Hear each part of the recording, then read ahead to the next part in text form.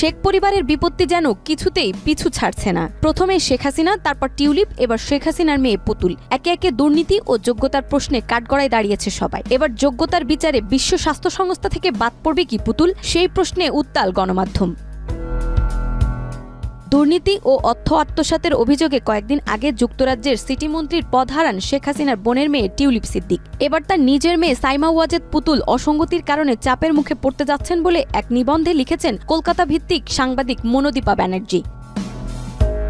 তিনি বাইবেল থেকে উদ্ধৃতি দিয়ে বলেছেন, বাবার পাপের দায় ছেলের ওপর পড়ে। তবে এক্ষেত্রে শেখ হাসিনার পাপের দায় পড়েছে তার বোনের মেয়ে টিউলিপের ওপর। এতে করে তিনি পদত্যাগ করতে বাধ্য হয়েছেন। এবার এই দায় পড়তে যাচ্ছে তার নিজের মেয়ে পুতুলের ওপর, যিনি 2023 সালে বিশ্ব স্বাস্থ্য সংস্থার দক্ষিণ পূর্ব এশিয়ার আঞ্চলিক পরিচালক হয়েছিলেন। তারা অভিযোগ করেছিল পুতুল বিশ্ব স্বাস্থ্য সংস্থার আঞ্চলিক পরিচালক হওয়ার যোগ্য না, কিন্তু স্বজনপ্রীতির কারণে তিনি